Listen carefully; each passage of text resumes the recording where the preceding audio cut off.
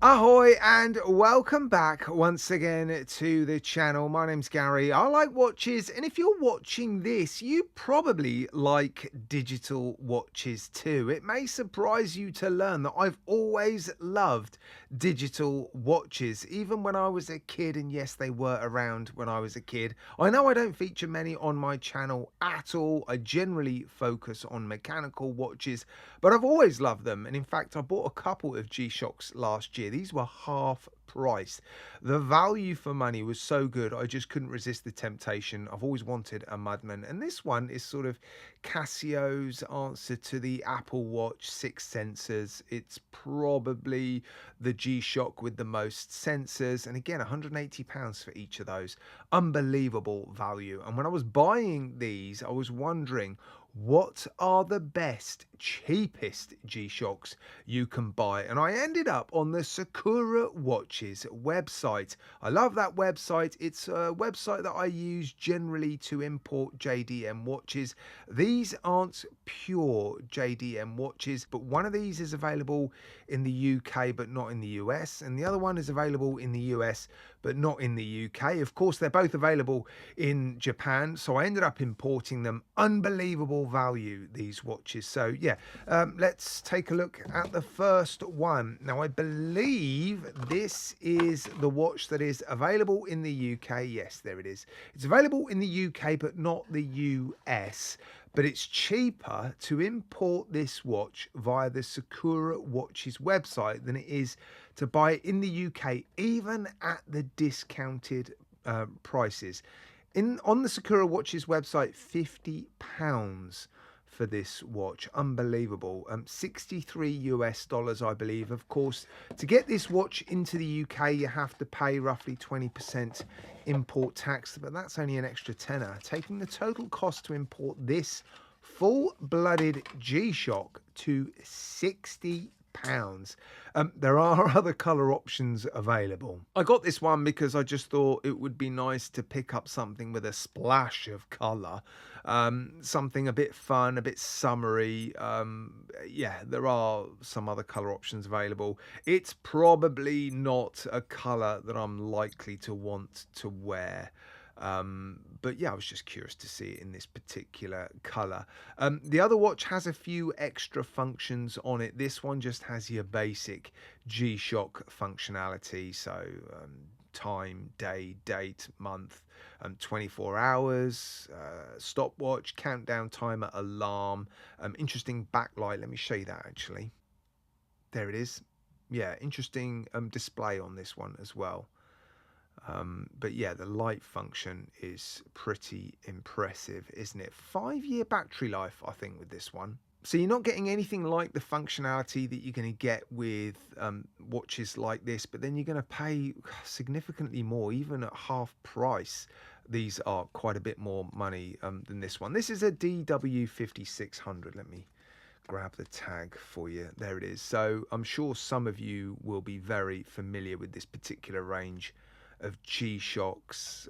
There is the retail price in yen, but they're selling it for 9,900 yen, I believe. £50, even with the import tax of £10.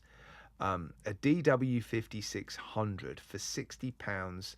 It's just unbelievable, isn't it? 200 meters of water resistance. Yeah, I was blown away by it. So this is probably my least favorite of the two. Let me grab the other one. Right, let's show you the second watch. I do much prefer the styling of this watch, far more in keeping with the two watches that I've already bought. £56, 70 US dollars. That's prior to any tax being added. So I've paid an extra £12 or so to import this watch. Unbelievable. Again, not available in the UK, but it is available in the US. I think it's $100 in the US, and this watch does have some additional functionality to the other watch. 10-year battery life, a mute function, and a world timer, and a different backlight. Let me show you that actually first. Yeah, there it is. Look, just a very different color and tone to that dial. And of course, during the day, it has a sort of blacked out reverse dial doesn't it? A negative dial. So yeah, as you can see, far more in keeping in terms of style and size to the two watches that I've already bought.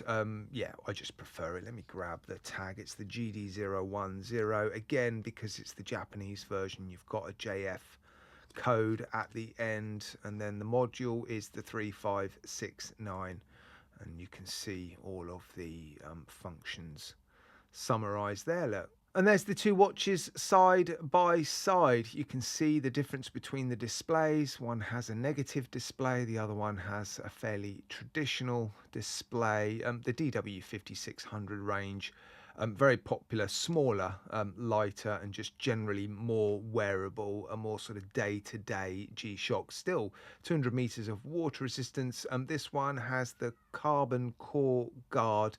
I'm not sure if this one does actually, but this one definitely does. There was a tag somewhere on the watch showing that this particular watch has the carbon core guard.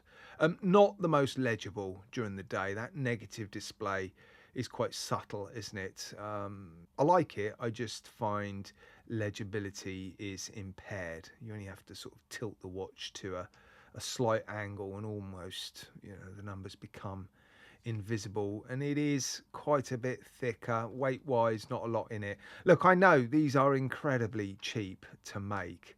They'll be made on a factory production line, the modules made by robots, no doubt, plastic watches essentially, thrown together in a factory in huge numbers.